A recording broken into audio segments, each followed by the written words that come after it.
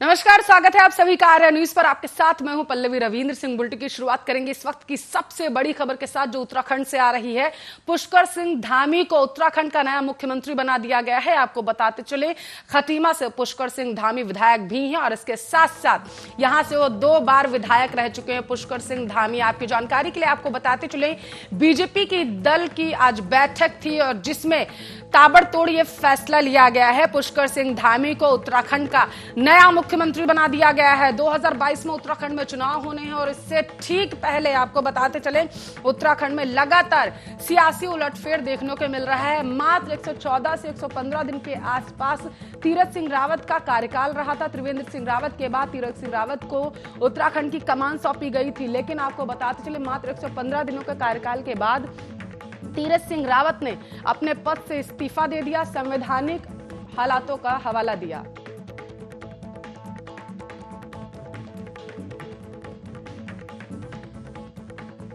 इस मुद्दे पर ज्यादा चर्चा करने के लिए डॉक्टर रमेश ठाकुर, राजनीतिक विश्लेषक है, हमारे साथ टेलीफोन लाइन पर जुड़ चुके हैं। सर, स्वागत है आप सभी का आर्या न्यूज पर। जी नमस्कार। किस तरीके से देख रहे हैं आप, जिस तरीके से उत्तराखंड में बड़ा सियासी उलटफेर देखने को मिला है, पुष्कर सिंह धामी को उत्तराखंड की कमान सौंप दी गई है? देखिए, इसमें कोई ज्यादा सोचने वाली बात नहीं है, अचंभित वाली करने वाली बात नहीं है। ऐसा होना ही था क्योंकि अब 8 महीना रह गया है विधानसभा खत्म होने में, उसके अगले साल चुनाव होने हैं और पुष्कर धामी को क्यों चुना गया, ये थोड़ा सा इसके गणित को समझने की जरूरत है। वो गणित ये कहता है कि थोड़ा सा युवा चेहरे हैं और इनका जो पॉलिटिकल जो कैरियर है वो थोड़ा बेदाग रहा है, लोगों से मेल मिलाप करके पढ़े लिखे हैं, इस तरीके से इनके ऊपर हामी भरी गई। अब उत्तराखंड का जो अगला चुनाव होना है अगले साल, तो बीजेपी कहीं ना कहीं ये मैसेज देने की कोशिश करेगी कि कोई ऐसा चेहरा हो, दागी ना हो और युवा चेहरा हो जिससे हम लोग चुनाव लड़ा जा सकते। अब इससे पहले तीरथ सिंह रावत जो थे, जो 113 दिनों की इन्होंने सरकार चलाई, उनको संवैधानिक कह लो या और कोई संकट कह लो, उनको इस्तीफा देना पड़ा। उसके बाद में बड़े नाम थे, कई सारे नाम थे, चाहे सतपाल महाराज हो जाए, बलूनी साहब हो गए और 2-4 ऐसे नाम थे, उनको सीएम के लिए रेस में माना जा रहा था। लेकिन होता गया, 5-6 सालों से हमने बीजेपी में एक चीज खास तौर पे देखने को मिली है कि कुछ की जो अंतिम फैसला होगा वो बहुत चौंकाने वाला होगा। जो हम एस्पेक्ट जो करते हैं, जो हम सोचते हैं कि फला नाम पे मोहर लगी सकती है, ऐसा बीजेपी नहीं कर पाती है। सबके विचारों से, सबके जो अनुमान होते हैं उससे विपरीत ये लोग ऐसा फैसला लेते हैं जो बिल्कुल अचंभित करने वाला होता। पुष्कर सिंह धामी मुझे लग रहा वही नाम है। अगर पूरी फैक्ट देखें, लंबी लिस्ट देखें जो कल से आज तक पिछले 24 घंटे में अगले सीएम के नाम की जो बात कही जा रही थी, तो इनसे कई सारे सीनियर है, कई सारे अनुभव हैं, सरकारों में मंत्री भी रह चुके हैं, बड़े पदों पे भी रह चुके हैं। और पुष्कर सिंह धामी 2 बार खटीमा से विधायक रह चुके हैं, इससे पहले यूथ के 2 बार अध्यक्ष रह चुके हैं और बाकी ऐसा कोई उनका कार्यकाल रहा नहीं, ऐसा कोई बड़े पद पर रहे नहीं। हाँ, पिछली गवर्नमेंट में उनको राज्य मंत्री दर्जा प्राप्त थे, लेकिन फुल फ्लैश उनको पुष्कर सिंह धामी की जो रिस्पॉन्सिबिलिटीज हैं वो भी काफी बढ़ जाएंगी, क्योंकि कुछ ही महीनों में उत्तराखंड में चुनाव होने वाले हैं। अगर एनडी तिवारी को छोड़ दिया जाए तो उसके बाद उत्तराखंड का कोई भी मुख्यमंत्री अपना 5 साल का कार्यकाल पूरा नहीं कर पाया है। किस तरीके से देख रहे हैं आप, पुष्कर सिंह धामी आगे बीजेपी का चेहरा रहने वाले हैं? क्योंकि आपने ही अभी कहा कि जिस तरीके से तीरथ सिंह रावत को बनाया गया था और उसके बाद पुष्कर सिंह धामी को अब बनाया गया है, तो ये जो क्योंकि संवैधानिक हवाला दिया, आर्टिकल 151 का हवाला दिया तीरथ सिंह रावत ने, उसको देखते उन्होंने इस्तीफा दे दिया, तो क्या सबसे बड़ी पार्टी ने ये नहीं सोचा होगा कि ऐसी परिस्थितियां आगे आ सकती हैं? नहीं, अगर ऐसी परिस्थितियां आगे आती, अगर ये संभावना जताई जा रही थी, तो 113 दिन पहले जब तीरथ सिंह रावत को मुख्यमंत्री बनाया गया था, क्या उस समय आपको ये बात पता नहीं थी? जरूर पता थी। अचानक आपको ये बात कैसे पता चली? अब अनुच्छेद 164 ये कहता है कि जब किसी प्रदेश का कोई मुख्यमंत्री बनता है तो उनको विधानसभा का सदस्य होना चाहिए, विधान परिषद का सदस्य होना चाहिए। वो उसका पीरियड फिक्स होता है 6 महीने का। 6 महीने में उनको मेंबर बनना होता है। अब इस पीरियड में 6 महीने का इनको वक्त तो मिल रहा है, लेकिन कहा जाता है कि जब जिस सरकार का टर्म का कार्यकाल 1 साल रहे भी कम हो तो उस समय चुनाव आयोग कभी भी चुनाव कराने के लिए हामी नहीं भरती है। ये स्थिति एक हो सकती है कि तीरथ सिंह रावत को इसलिए हटा दिया गया, और लेकिन सबसे बड़ी बात है जनता बेवकूफ नहीं है, लोग बेवकूफ नहीं है, संविधान को मानने वाले भी, जानने वाले भी समझते हैं कि जब ये परिस्थितियां ऐसी अब आ गई तो 113 दिन पहले भी थी। तो ये जो सियासी जो घटनाक्रम है, इसके पीछे मुझे लग रहा है 2-3 राज हो सकते हैं। वो कुछ समय के बाद में वो हमें पता चलेगा कि ये फैसला बीजेपी ने आनन फानन में ऐसा क्यों लिया। अब ऐसी कोई हवा भी नहीं चली थी कि तीरथ सिंह रावत को मुख्यमंत्री पद से हटा दिया गया।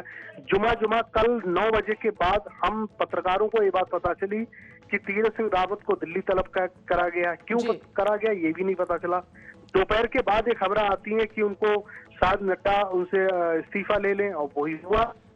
अब उसके बाद में जब शाम को जब उत्तराखंड जाते हैं तो ये प्रोग्राम बनता है कि आज सुबह उनको इस्तीफा देना था, लेकिन प्रदेश अध्यक्ष कौशिक साहब उनका हाथ पकड़ के खुद बेबी रानी मौर्य जो राज्यपाल है उनके पास ले जाती हैं, इस्तीफा हो जाता है। आज 3 बजे मीटिंग होती है, उसके बाद में पुष्कर सिंह धामी के नाम पे मोहर लगाती है।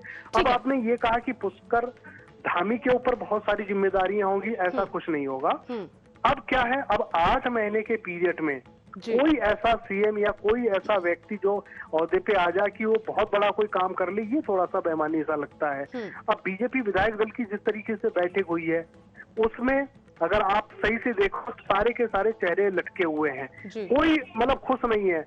और पुष्कर सिंह धामी, इनसे भी अगर पूछो भाई इतना उनके पास पीरियड तो बचा नहीं है कि 1-2 साल हो जो इंडिपेंडेंट होके वो काम कर सके, कुछ चीजें अपने मन से कोई फैसला ले पाए। तो इनके लिए करने के लिए पुष्कर सिंह धामी के पास कुछ नहीं बचेगा। अब जहां से ये खटीमा से विधायक आते हैं, मेरा खुद जो होम टाउन है पीलीभीत बिल्कुल उनसे सटा हुआ है। कई बार हमारी मुलाकातें भी, मैं पर्सनली इनको जानता हूँ, कई सालों से जानता आया हूँ।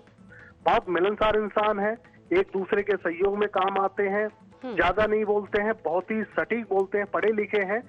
इस लिहाज से अगर पुष्कर सिंह धामी को अगर बीजेपी ने प्रमोट करा है कि अगले चुनाव में इनको चेहरा बनाया जाएगा, तो मुझे लग रहा है कहीं ना कहीं फायदा हो सकता है। लेकिन तीरथ सिंह रावत को हटाना एक तौर पे सही भी होगा, क्योंकि उनके जो 2-3 बयान ऐसे आए थे, जैसे उन्होंने एक बड़ा विवादित बयान लेडीज के लिए दिया था, लड़कियों के लिए दिया था, बिल्कुल, फटी जींस। रमेश ठाकुर जी, मैं आपसे जल्दी से चाहती हूं कि आप मेरे दर्शकों को यह भी समझा दें, क्योंकि जिस तरीके से उत्तराखंड में सियासी उलटफेर हुआ है, अब इसको सीधे तौर पर देखा जा रहा है पश्चिम बंगाल से, क्योंकि कोविड टाइम का हवाला दिया तीरथ सिंह रावत ने कि कोविड टाइम पे नहीं चाहते कि वो इलेक्शन हो और दोबारा से जनता जो है परेशान हो, इस वजह से उन्होंने निर्णय लिया। माना यह जा रहा है क्योंकि अभी पश्चिम बंगाल में भी चुनाव होंगे, क्योंकि तस्वीरें सेम उत्तराखंड की तरफ पश्चिम बंगाल की भी हैं, तो बीजेपी ने एक तीर से 2 निशाने साधने की कोशिश की। आप किस तरीके से देखते हैं एज अ राजनीतिक विश्लेषक? देखिए, वहां पे अगर पश्चिम बंगाल से कनेक्ट अगर करें इस पूरे घटनाक्रम को लेके, तो एक तौर पे आपका कहना ठीक भी है, और लेकिन दूसरी रूप में अगर हम देखें तो पश्चिम बंगाल की जो परिस्थितियां हैं वो उत्तराखंड से बिल्कुल अलग हैं, बिल्कुल जुदा हैं। अब पश्चिम बंगाल में ममता बनर्जी को 6 महीने के अंदर विधान परिषद या विधान मंडल या विधायक होना उनका जरूरी है। अब इस बीच में ये फंस सकता है, अगर 1 साल का पीरियड और 6 महीने का उनको पीरियड है, 6 महीने में उनको विधायक अगर बनना है, अब इस बीच में एक उप चुनाव उनको कराना पड़ेगा किसी भी अपने मनपसंद या कहीं पे कोई भी सीट के लिए।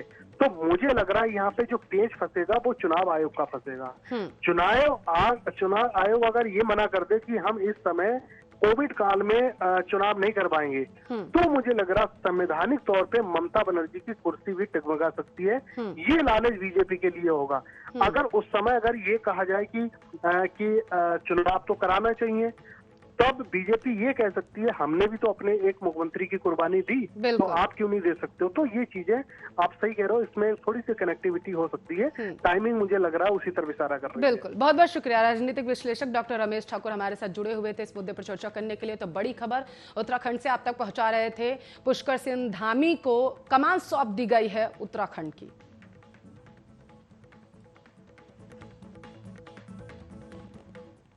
चलिए खबरों की तरफ रुख करते हैं। प्रधानमंत्री नरेंद्र मोदी ने खुदरा और थोक व्यापार को सूक्ष्म, लघु और मझोले उपक्रमों के दायरे में लाने के निर्णय को ऐतिहासिक कदम बता दिया है। साथ ही उन्होंने कहा कि उनकी सरकार इस समुदाय को सशक्त बनाने के लिए प्रतिबद्ध है। खुदरा और थोक व्यापार को MSME के तहत लाने के फैसले के कारण खुदरा और थोक व्यापारियों को भी बैंकों और वित्तीय संस्थानों से प्राथमिकता प्राप्त श्रेणी में ऋण उपलब्ध हो सकेगा। आपको बताते चले, सूत्रों के मुताबिक बताया जा रहा है कि सरकार के इस फैसले ने 250 करोड़ रुपए तक का कारोबार करने वाले छोटे खुदरा और थोक विक्रेताओं पर तत्काल प्रभाव पड़ेगा और उन्हें आत्मनिर्भर भारत कार्यक्रम के तहत घोषित विभिन्न योजनाओं के तहत तत्काल ऋण मिल सकेगा।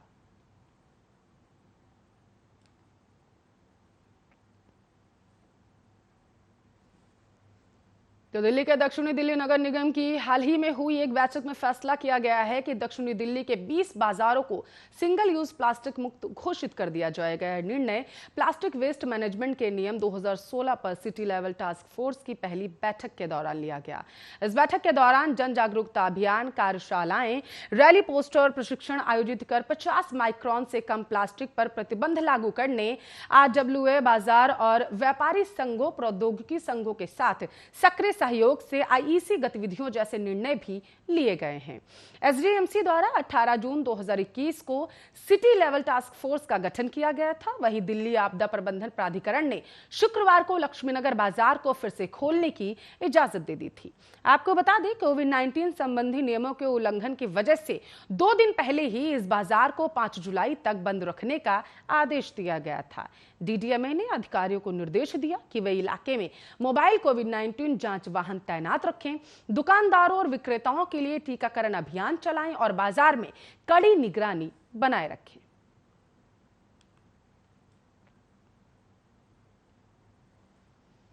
तो वहीं दूसरी तरफ दिल्ली के बुद्ध विहार इलाके के एक घर में अचानक आग लग चुकी है, जिससे इमारत की 6ठी मंजिल पर 6 लोग फंस चुके हैं।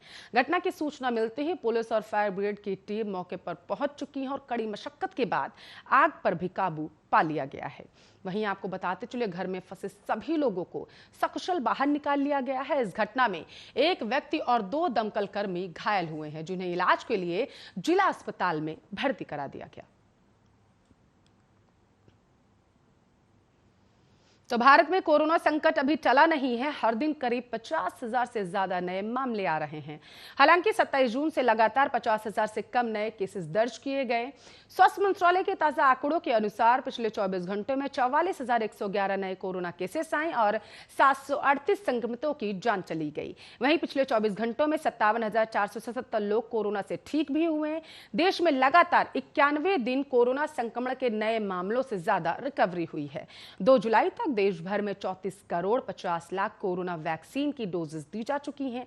बीते दिन 50 लाख टीके लगाए गए। वहीं अब तक 41.64 करोड़ कोरोना टेस्ट किए गए हैं। बीते दिन करीब 19 लाख कोरोना टेस्ट सैंपल लिए गए, जिसका पॉजिटिविटी रेट 3% से ज्यादा रहा। तो दिल्ली में व्यापारियों से कोरोना के नियमों का पालन करने का आश्वासन मिलने के बाद उत्तरी जिले के आपदा प्रबंधन प्राधिकरण ने आज से बाजारों को खोलने की अनुमति दे दी है। लक्ष्मीनगर के विकास मार्ग स्थित मेन बाजार से लेकर किशन कुंज स्थित लवली पब्लिक स्कूल और उसके आसपास के बाजारों को खोलने की अनुमति दी जा चुकी है।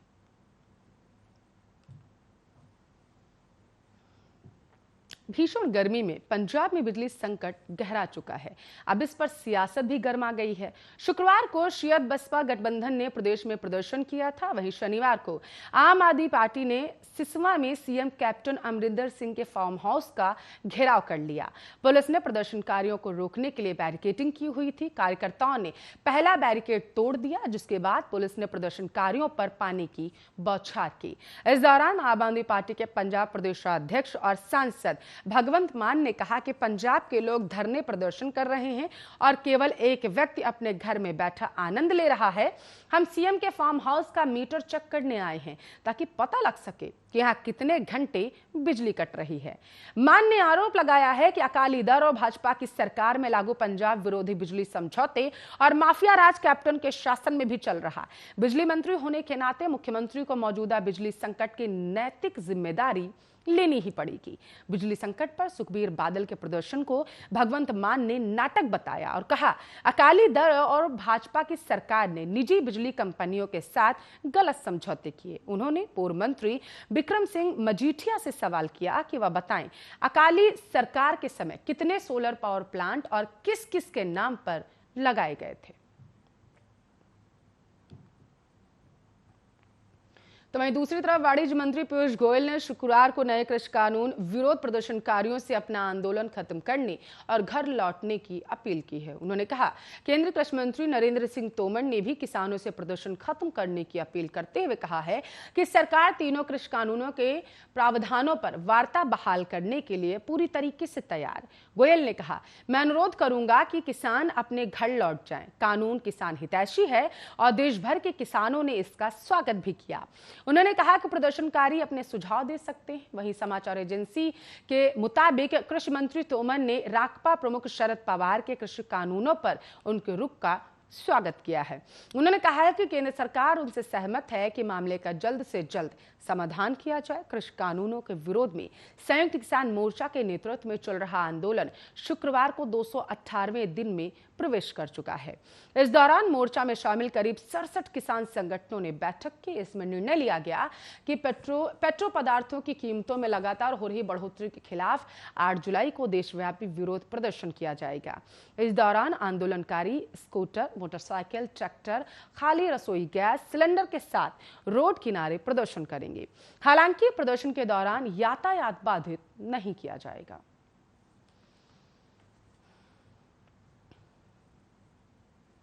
तो भारतीय जीवन बीमा निगम ने आज, यानी कि आपको बताते चले 1 जुलाई को 2021 से LIC की सरल पेंशन योजना की शुरुआत कर दी थी। या गैर लिंक्ड सिंगल प्रीमियम योजना होगी या भारतीय बीमा नियामक और विकास प्राधिकरण के दिशा निर्देशों के अनुसार इमीडिएट एन्युटी प्लान है। इस योजना में सभी जीवन बीमाकर्ताओं के लिए समान नियम और शर्तें हैं। LIC की इस स्कीम के तहत पॉलिसी धारक के पास एक मुश्त राशि के भुगतान पर 2 उपलब्ध विकल्पों में से एन्युटी चुनने का विकल्प रहेगा। इस स्कीम में पॉलिसी शुरू होने की तारीख से 6 महीने के बाद किसी भी समय कर्ज मिल सकेगा। पहला विकल्प लाइफ एन्युटी खरीद मूल्य के 100% की वापसी के साथ है, जबकि दूसरा विकल्प लास्ट सर्वाइवर की मृत्यु पर खरीद मूल्य के 100% की वापसी के साथ है। Joint life last survivor annuity के साथ है। इसमें पॉलिसी की शुरुआत में वार्षिकी दरों की गारंटी है और एन्युटी पूरे जीवन काल में दे रहेगी। तो गाजियाबाद के मुरादनगर के गगन नहर प्राचीन शनि घाट में बैठकर शराब पीने वाले 3 लोगों का विरोध करना मंदिर के सेवादारों को महंगा पड़ चुका है। आरोपियों ने लोहे की रॉड और लाठी डंडों से पीट कर मंदिर के एक सेवादार की हत्या कर दी, जबकि 2 की हालत बेहद गंभीर है। हत्या की वारदात मंदिर के CCTV कैमरे में कैद हो गई है, जिसे पुलिस ने कब्जे में ले लिया है। पुलिस ने पंचनामा भर शव पोस्टमार्टम के लिए भिजवा दिया। प्राचीन शनि मंदिर के महंत मुकेश गोस्वामी ने बताया है कि मंदिर परिसर घाट पर सेवादार रहते हैं। बृहस्पतिवार शाम को पूजा अर्चना के बाद में महंत मुकेश गोस्वामी घर चले गए। गुरुवार रात करीब 11 बजे मंदिर परिसर में बने महिला घाट पर 3 युवक शराब के साथ मीट खा रहे थे। पता चलने पर लोगों ने मौके पर पहुंचकर मंदिर परिसर में शराब पीने और मीट खाने से लोगों को मना कर दिया। इस बात को लेकर दोनों पक्षों में कहासुनी हो गई। मामला गाली गलौज से मारपीट तक पहुंच गया। मंदिर परिसर से बाहर दोनों पक्ष सड़क पर आ गए। बताया गया है कि आरोपियों ने लोहे की रॉड लोगों पर उससे हमला किया था। करीब 20 मिनट तक तीनों हमलावरों ने मंदिर के सेवादारों को बेरहमी से पीटा। तीनों सेवादार लहूलुहान होकर नीचे गिर पड़े। इसके बाद भी हमलावर लोहे की रॉड से हमला करते रहे। वारदात के बाद हमलावर अपनी बाइक लेकर फरार हो गए। वारदात की सूचना मिलते ही पुलिस और महंत मुकेश गोस्वामी मंदिर पर पहुंचे। लहूलुहान हालत में तीनों को स्थानीय अस्पताल में भर्ती कराया गया। हालत गंभीर होने पर उन्हें गाजियाबाद रेफर कर दिया गया, जहां एक शख्स को मृत घोषित कर दिया गया है, जबकि बाकियों की हालत बेहद गंभीर है। हत्या की वारदात मंदिर परिसर में लगे CCTV कैमरे में कैद हो गई, जिसे पुलिस ने अपने कब्जे में ले लिया। पुलिस की 3 टीम हमलावरों की तलाश में है।